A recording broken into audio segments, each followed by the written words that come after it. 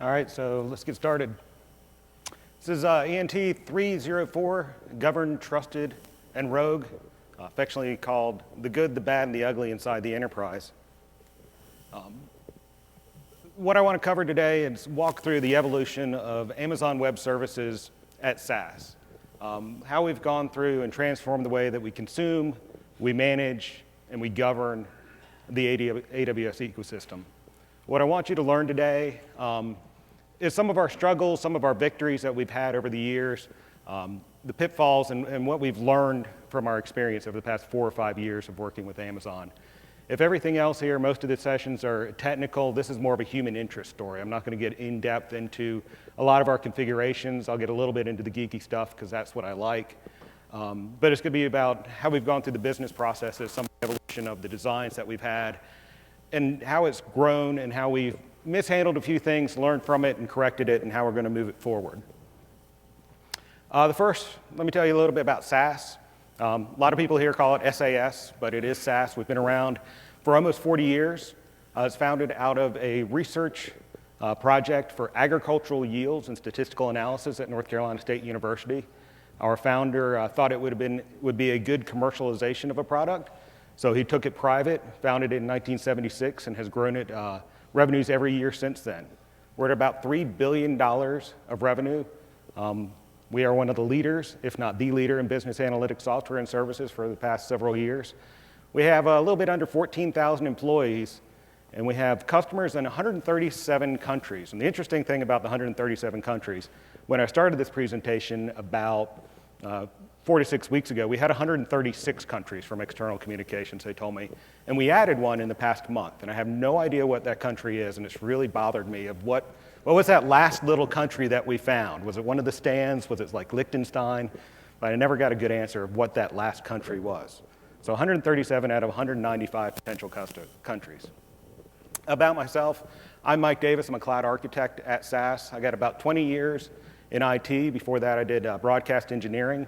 So I have a lot of experience with things having to be up and running all the time. I have 2 certifications on there, AWS Certified Solutions Architect and SysOp Administrator. Both of them are in the pending. I did not make it to take the test while I was here. It was on my list of things to do. So it's still pending, and it's going to be happening hopefully after I get back, or so my boss tells me. My roles inside of SAS, I have several specific things that I work on. I'm a lot of an architect. I'm the techie guy inside of our group. I have a couple of business associates that run the business side and look at more of the financial models. But we all work as evangelists for trying to get the cloud adoption up inside the company, and an advocate for both the internal customers that are consuming Amazon and some of the other clouds back to Amazon, and also for Amazon back inside of our establishment, so that when we have new products or things that are announced, such as the service catalog today, I'm going to be taking that back and help evangelize that and be an advocate for that, using that inside of SAS. The relationship between SAS and Amazon, if we were on Facebook, it would be complicated. It's complicated. We use it as a global production delivery mechanism for some of our products. We also have it as a development platform. We're also a partner, so I got a nice blue badge when I got here. We're also an ISV, an independent software vendor. We design and build applications. Our applications run on type of Amazon. So it's a very mixed bag, and we have lots of different angles that we work inside of Amazon. We have our alliance partnerships, we have our go-to-market strategy, we have our account executives, we have our enterprise support, and our consulting. It's a very important strategic direction for SAS going forward as we migrate and change our business model and move into the cloud. The stages of enterprise management, as my department, and I've been talking about it for about a year now, we've evolved through 3 places. Rogue, trusted, and governed. And this rogue is spelled right. I had it as rouge all through the presentation, and spell check would never catch it, so it was kind of interesting, and it kept popping up till about last week. And I think somebody was putting back in there as rouge. But rogue, we call that the ugly. There are no controls. It is just everybody's out. It is shadow IT at its finest. People can go sign up with an email address, they have a personal credit card, and they're off and running. It's great for innovation. People can get things done. From a corporate enterprise security and governance standpoint, it's a nightmare. It'll get into a little bit why and a little bit more if you don't already know. We've moved into trusted, and then we have, that's the bad. It's not great, it's not good, it's not ugly, but there are some controls in place. We have consolidated billing in place so that we can see what the spend is. It's not across 75 different credit cards inside the company, but we can see all the spend and move it forward. And then governed or the good. Where's where we're moving to, that's where our journey is continuing these days. It's a managed, well-documented, consistent, and that's one of the keys for this, AWS ecosystem with guardrails. And guardrails has become a very popular term, as I've heard it first time a couple of weeks ago, but I've heard it in a lot of the presentations, and that's a very key word, and that's something that even my CIO has come to us, and I've talked about them, talk about the things that we're going to be doing and some of the policies going to be put in place. Wants to make sure that as we go forward and make this ecosystem available for research and development and others inside of SAS, that we're not limiting the creativity. We're a very creative company. We're a software company. People like to innovate, and we have to be able to put guardrails, limit the blast radius, and make sure they can do that and provide good policies and recommendations without hampering what they're doing. Also, what we're getting to is detailed expenses, down to the user, department, cost center, so we can get better cost optimization. I'll talk a little bit about what we were doing with that, some interesting programs that we're involved in. The evolution of the ecosystem.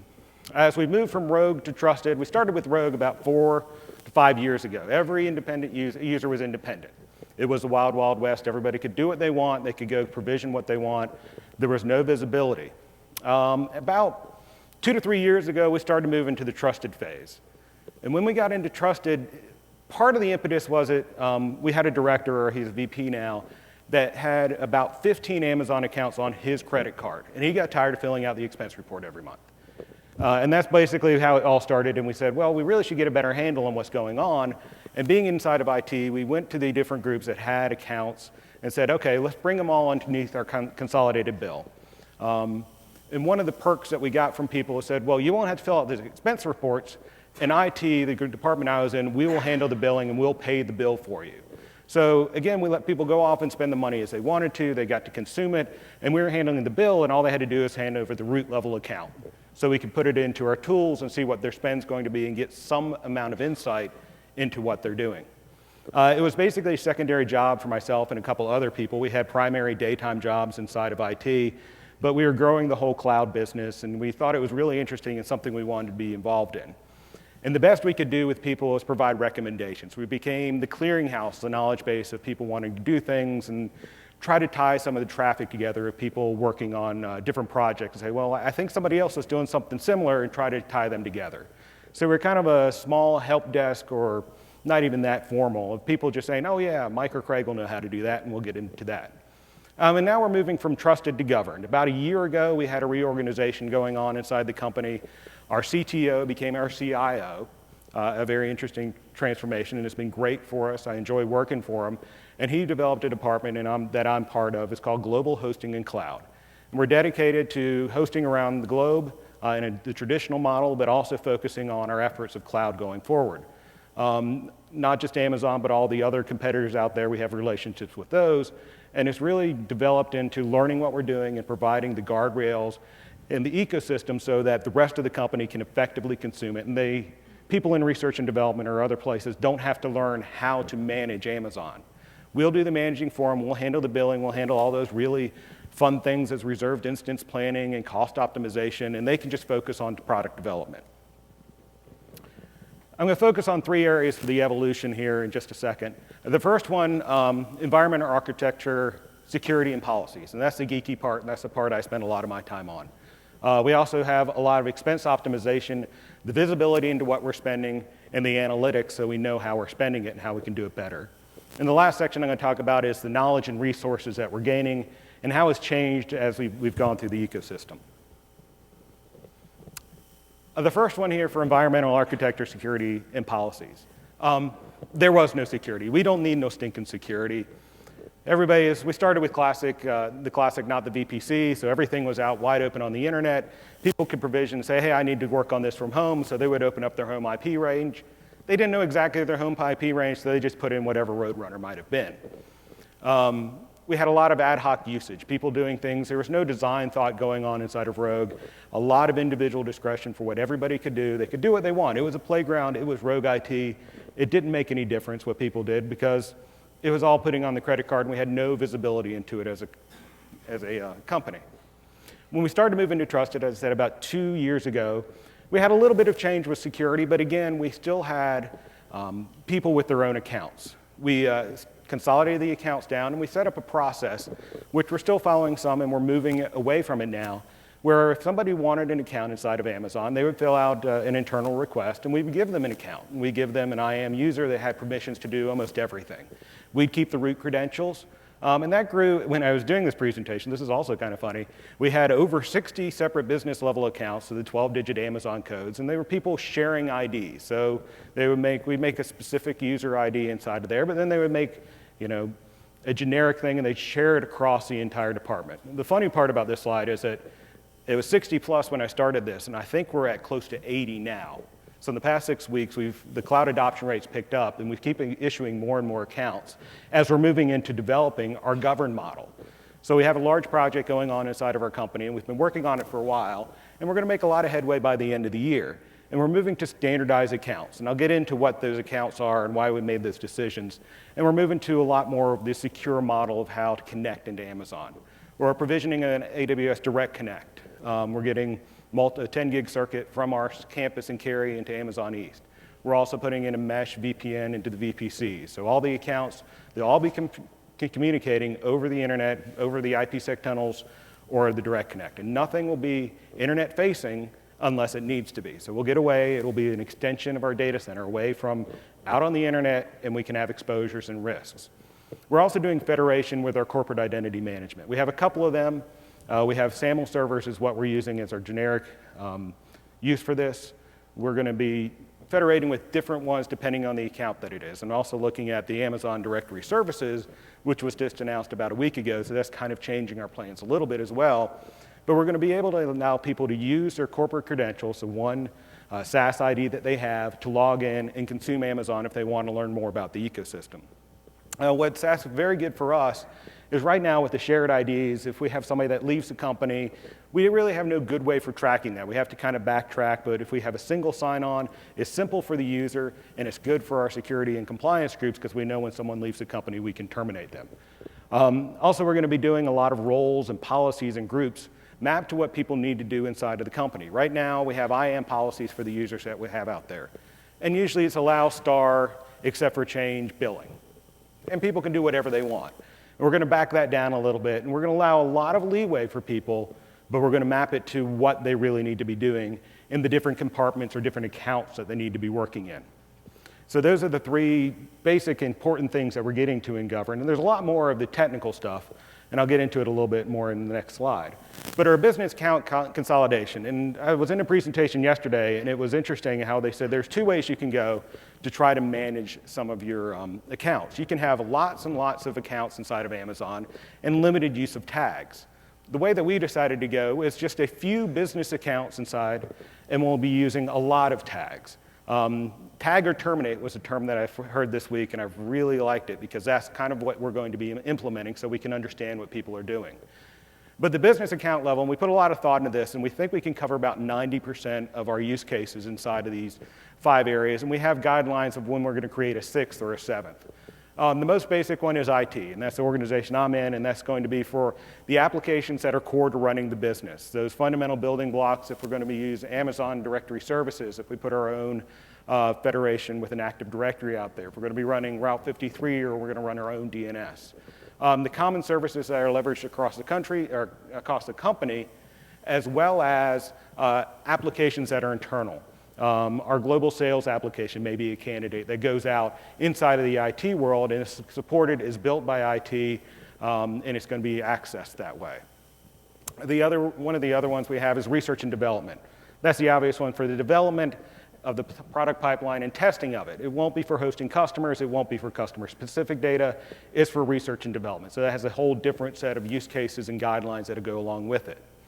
Our SaaS Cloud Analytics, also known as SaaS Solutions on Demand, They're synonymous, somewhat a little bit different at times, but that's for our enterprise customer-specific solutions. We do a lot of business with a lot of companies that pay SAS to host the environment for them and run the analytics on their data.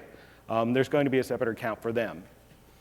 We also have professional services. We do a lot of proof of concepts, proof of value efforts, and also with alliances with different product sets. So if we think that we may be using a specific Hadoop type, we'll maybe do a professional services engagement and see how we can use that type of Hadoop. The last one is SAS Cloud Solutions, and this is a cloud-delivered solutions. SAS is redeveloping a lot of their product sets, moving things forward, and SAS as a service, as I like to call it, and I'll get to that in the next slide. But that's where it's a little bit different than an enterprise customer. It's more on the billing of a typical SAS solution on demand, or a SaaS application as a service. SaaS is very hard to say. So this is a general view of how we're setting up our architecture and security and policies. The overlying thing that we have across all of this is our consolidated billing account. We roll all of our expenses under one master billing account. We get one master bill from Amazon that we have a large PO that we pay out of. Right now, as I said, we have 80 accounts that flow inside of that, and we're going to consolidate that down to 5. That's my goal, at least. And I have the dotted line here, and everything that is below the dotted line is going to be replicated across each one of these different Amazon accounts, the 12-digit accounts, as I like to call them, because using the term account gets a little bit confusing sometimes. So we're going to have 2 separate ways that we're going to be securing our business and making sure that we have the policies and architecture in place. The first one, as I mentioned, we're going to have a federated identity broker. We're going to be using groups or OUs inside of the federated identity broker, and we're going to put its policies associated with those groups. We're also going to be using some IAM users. There's a little bit of discussion going on now if we should be using all federated and some IAM, or we could do both of them. But I think some IAM users with specific roles and groups and policies. So we can have our federated where you can use your single sign-on. Some of the machine accounts for our security probes and things like that will probably be IAM users or automated scripts will be using that level. So this could be our policy-based to keep people from coming into our environment. The circle ball with the lock on it is our VPCs and Direct Connect that I was talking about. So all these accounts are going to be connected through VPCs or Direct Connect into Amazon East, not obviously to all of the availability zones or all of the regions, but mostly we're going to be able to allow people access into what they're doing based upon their business need. And that's very key because right now, as I mentioned, there's a lot of just allow star.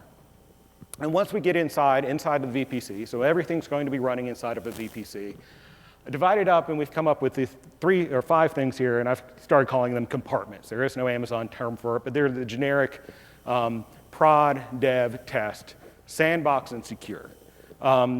Sandbox is the interesting one, is that where we'll allow people to go in, and if you want to learn about it, we'll enable you to go and just start playing. It's a sandbox. Here's a limited blast radius of what you can do things wrong.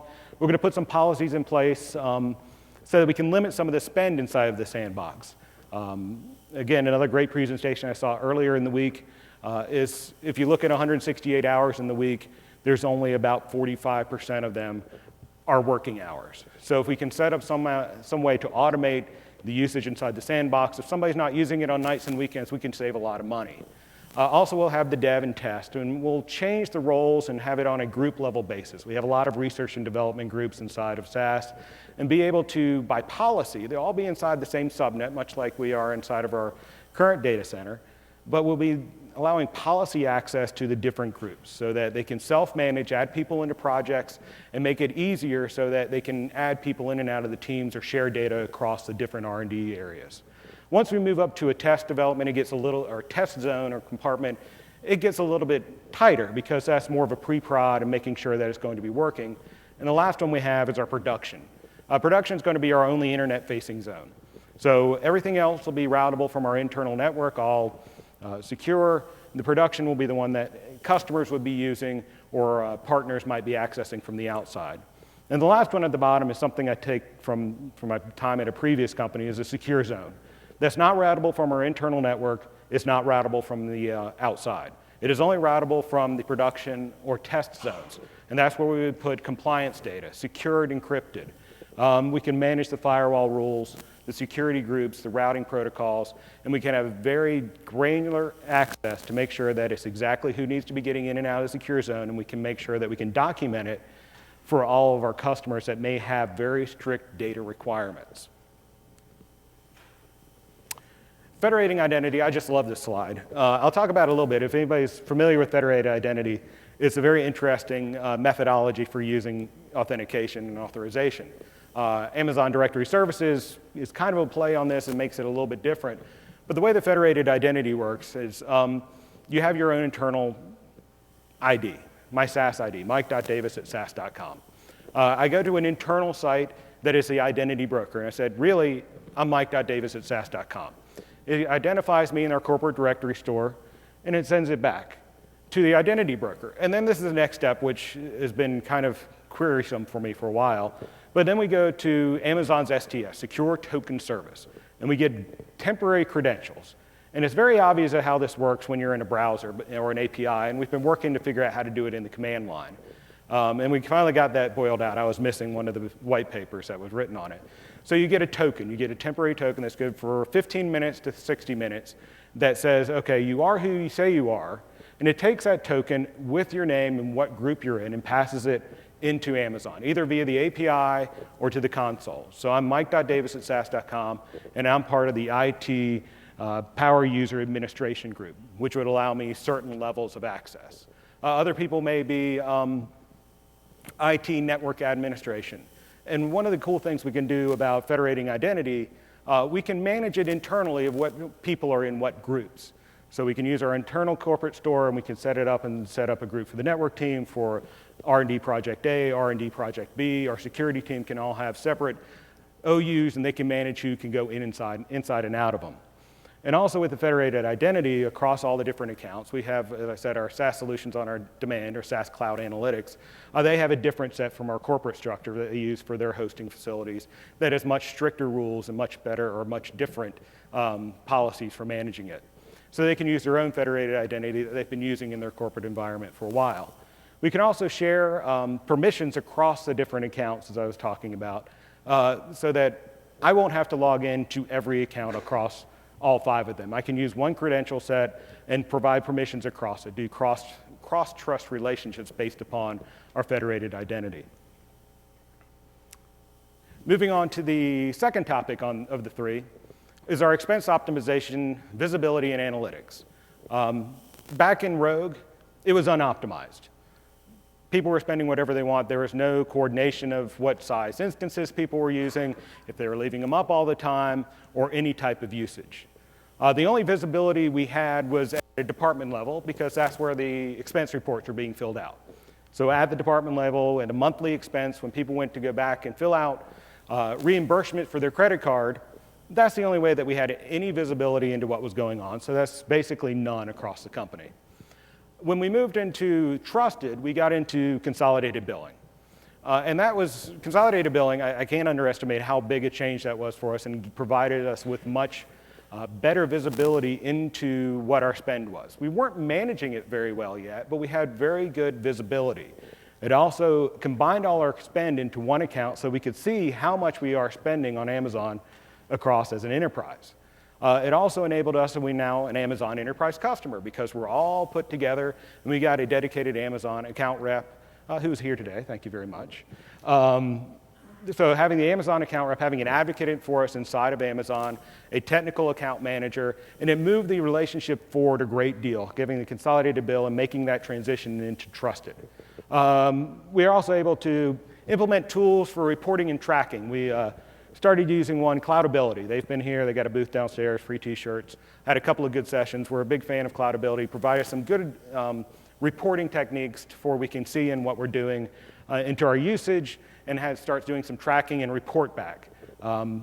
Again, on an account level, we weren't getting into a lot of this specific person because we didn't have a lot of use of tags, and tags is a key for moving forward into governed.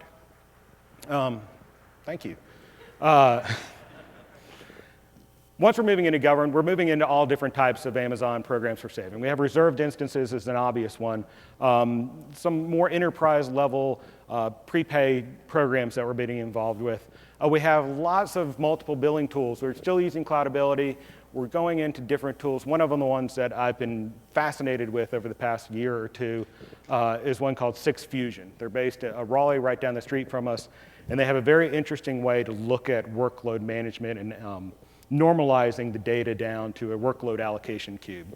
And it normalizes it and provides a very different view than just getting into EC2 or S3 storage usage billing practices. And also we're creating, as I mentioned, policies for off-hour utilization. I've had the conversation many times, and it's not going to stop anytime soon, I'm very sure. I saw one account actually was called out by my boss and said, why does this one account under here gone up to $4,000 a month or $5,000 a month? They used to be at $20 a month. What happened? And I went through and I started looking inside of the console because we have all the root identity so we can get in and see things, and dumped a report, and it turns out they had Hadoop cluster up running since April. It was a 16-node Hadoop cluster on M304 extra larges. And it's been up 24 hours a day since April. And I had to go and talk to the person and say, this probably isn't the greatest idea. We need to move this down. And getting that knowledge base out there, and this happens a lot, of if you're not using it, turn it off. Just put it into stop mode and start it back up. And creating policies and guidance for people so that we can get the utilization down and do more optimized spend and understand what type of instances people are using. The other, I don't have up here, but another one that we're looking at is optimizing sizes of instances. There are 16, 18, I don't know how many with the new C4 instance sizes, different types of instances that we can buy. If we can find for the SAS workloads, what are the primary ones that would be best used for us? Buy them for the specific regions and availability zones, and so we can standardize on M32X larges or C4 extra larges so that people have a variety, but we're not going off necessarily buying the I28X large just because that was the first one that came up. Trying to provide the guidance and the policies that make it governed so we have a little bit better expense management and understanding what's going on. And the knowledge and resources is the last section that I'm going to talk about. In the rogue world, let me Google that for you. That was how we solved things. Nobody had any good idea. We didn't have any knowledge base. It was all tribal knowledge. Somebody learned something about Amazon, they yell down the hallway and say, hey, look what I just figured out. And that's how we passed information around. And again, we've grown a lot from that point, but that's how it was basically 5 years ago. And another big key, there was no one to fix anything. So if there was a problem with an instance, or there was sets of reboots that happened to go on because they had to update a Zen kernel or something like that, there was no central place to understand where that was going on. It went out to all the accounts, and people were responsible for their own ecosystem. As we move into trusted, we established a relationship with the Amazon account team. I mentioned that earlier. It's very important. We have our account rep, we have our technical account manager, we have our professional services. We put business level account support on the revenue generating account. So we have a couple of services that they're actually making money for the company. So we put business level support on there to make sure we got the response time that we need, we weren't stuck in the queue. We also became the common clearinghouse for the cross-enterprise project. So it was no longer just the tribal knowledge or people just wondering how to do things and Googling it at. We became a central repository for projects that were going on, if people wanted to understand better ways to do things, if they had a problem with managing keys or understanding how S3 buckets worked.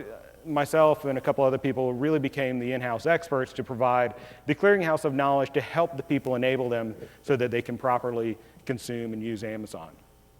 And now that we're in the governed, and I like to say at this point we are in governed in the knowledge and resources at least, we have regular cadence meetings. I probably have at least 1 to 2 meetings a week with different resources inside of Amazon.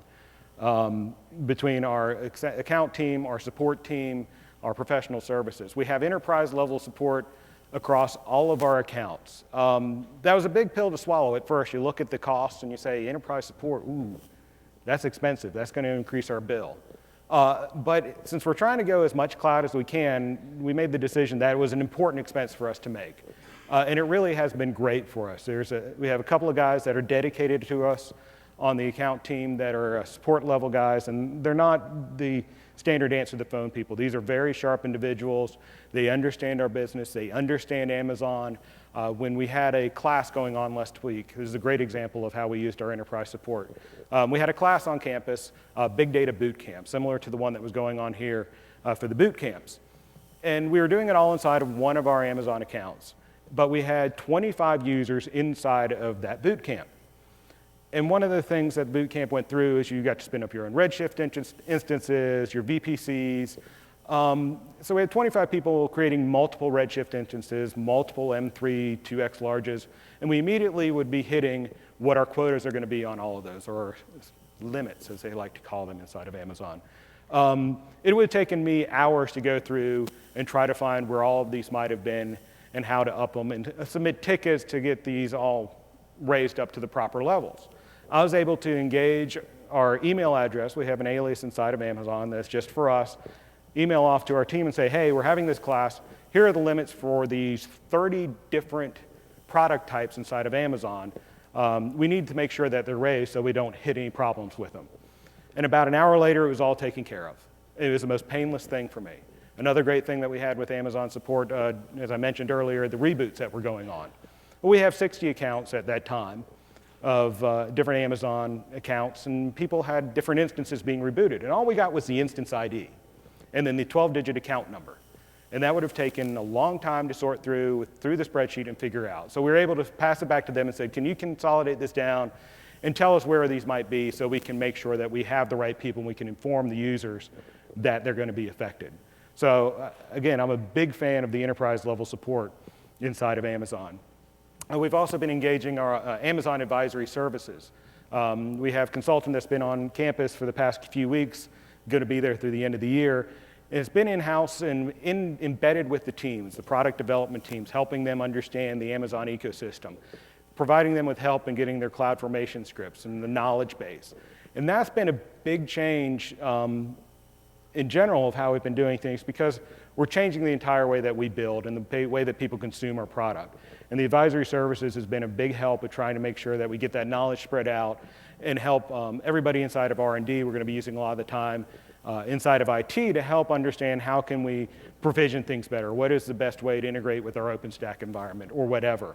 And a common documentation repository, that's still in works. Documentation is always the last thing that happens. We have several that are going on right now, but we're consolidating it down to one or two central places that people can find the documentation and the information that they need. And the last one that it came up, I guess, in about June or July of this year, somebody wanted to bring on-site training for Amazon. And we got into contact in our education department, said, okay, we'll bring something on. Does this look good? And we found the course, and it was an architectural course, architecting for Amazon. And said, okay, well, I know at least 8 or 9 people that may want to be interested in it. So we sent out the email, and we didn't even send out an email. It was just published on our internal educational website. There was room for 20 people in the class, and it was in August. Well, 20 people signed up for the class, 20 more signed up for one on a waiting list, and then 20 more signed up for one after that. So we've basically been doing a class every month and having it full, and we still have a 20-person waiting list. So we keep having the class for architecting for Amazon, and it's a great class. We're also going to be bringing a couple other classes, the developing for Amazon on campus after the first of the year, and also the SysOps training for Amazon. So all those things together has really changed how we've looked at and have the knowledge and the resources across SaaS to consume and handle Amazon. One of the things I didn't mention, maybe on the next slide. Nope, I'm on the conclusion slide. That's fine. One of the things I didn't mention, but SaaS being a global company, we have an interesting global problem. And we've been working with Amazon. They've been very good for helping, and it was underneath some of the consolidated billing questions. But the way that our corporate structure is set, that we don't do a lot of intercompany billing based upon our business model. We are a privately held software company, the largest one in the world.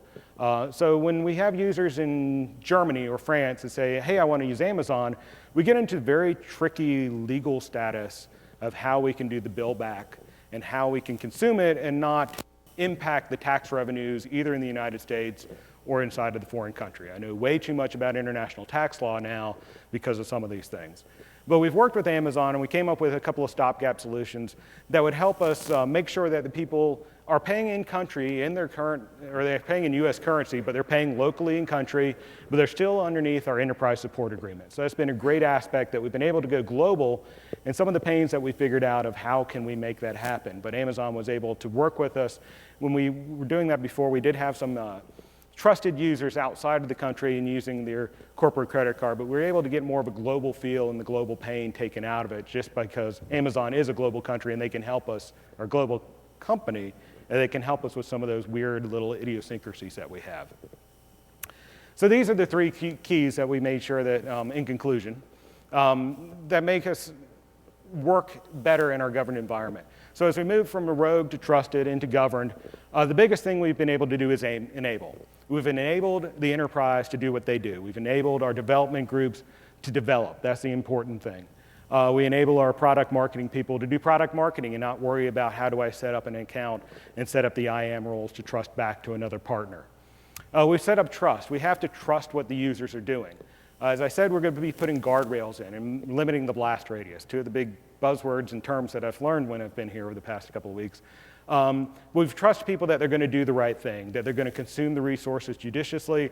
They're not going to go off the reservation. So once we get into governed, we're not tying things down and making people very tightly controlled inside the ecosystem. So we have to trust them. And then we're guiding people. That's another big key that's been handed down from the management chain is we want to guide people. We're not going to set hard limits or restrictions on people. We want to advise, we want to trust them, we want to guide people to the right solution. There may be a reason why somebody's thinking outside of the box and they want to do it differently. Well, we can guide them to a solution, but if they choose something different, maybe they're innovating and finding something that they can do better. So we have to just be able to enable them, we have to trust them, and we have to guide them. And with that, we get an effective, efficient cloud delivery ecosystem, especially for Amazon, and we're going to take this model to the other clouds as we move forward with those. But those are the big keys that we have.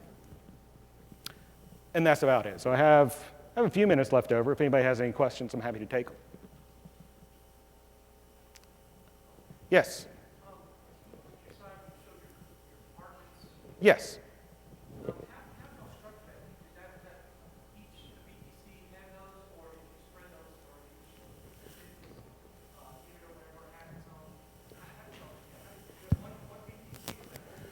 It's multiple VPCs, so every account will have its own setup like this, and this will be replicated in every region.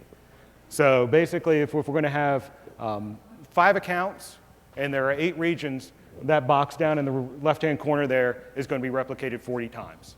How do you work out as far as these are simply production from test? How do you, sorry. How do you do your segregation between production and test, or separation? We're dividing it on subnet separation. So each one's going to be in a separate subnet with different security zones. We're going to have network ACLs for routing in between them. And we're going to have policies written to provide the different OUs access in each one of those departments. And it's going to be basically divided upon subnets. And one of the keys that, as I've gone through and done the network design with our network team, is not limiting what our subnets are going to be. Never, ever make your VPCs small subnets. It's one of the lessons learned. You want to make sure that you have a very wide berth so that you can, is that you or me? It was you. You want to make sure that you have plenty of space to grow. We're ending up doing a /16 in some of the regions for the IT account, for example. Where we're having direct connect, where we know there's going to be a lot of usage, we're going to put 64,000 IPs out in the address space and then divide it up. We're probably not going to deploy across all the availability zones, the entire thing, like Sandbox, for probably be just in one availability zone so we can get better bang for the buck when we're buying reserved instances. So it's a lot of those nuances inside of that box right there that I could speak to for hours, because we've had many, many, many meetings about, well, how do we manage that? How do we make sure that we don't limit what somebody's going to do? Because again, if you provision it wrong to begin with, yeah, CloudFormation, we rebuild it, but unfortunately, especially inside the VPC, if you make your subnet too small, you're going to have to tear it all back down and build it again, which is like building a new data center, which is not very fun. Yes? Yeah, a question about change management. Yes. When you got out of the rogue phase, did you have like resistance from R&D, for example? Did you get a lot of resistance of being able to, you have these groups that can just pull out the credit card, or did you have like for example, some executive leadership that helped kind of force that process before you moving out of Rogue? Yeah, we did. We had a lot of executive help on that, luckily. As I said, between one of the VPs wanting it off his personal credit card, our CTO at the time, who's now our CIO, wanting to make sure that we got it down into one spend so we can have a good view to it. But it was an executive directive, and nobody really cared, for the most part, that they weren't paying the bill anymore, because now it wasn't coming out of their cost center. We were able to, it took us a while, probably about a year, to get all of those accounts consolidated down. Working with Amazon, they would send emails, and this was one of the more interesting nuances. If somebody had registered for an account inside of Amazon with a SAS.com address, Amazon was not able to tell us due to privacy rules. However, they could send an email to the person with that account for them to contact me to have their account consolidated. So that was a very interesting method. But luckily, being a big company, we could migrate or analyze all of the credit card data and find who was making charges to Amazon and see if they were using Amazon Web Services, and then contact them that way. Found a couple of people that were buying TVs on their corporate card, but that was a whole separate issue. So I think she had a question first. Okay, so this is probably a little bit beyond the scope of this session, but your secure account or environment. Yes. Do you have any PCI in there? At the time, right now we do not, but we can be PCI enabled. Since Amazon has that certification, that's one of the reasons that we can use that, is if we can build the rest of our controls inside that security zone, we could be PCI. We could be HIPAA, we could be whatever. Right, so I'd love to hear more about how you segregated that out and everything, but I don't know if you're going to share your email address or anything. Yeah, see me after here and I'll talk to you a little bit more. So.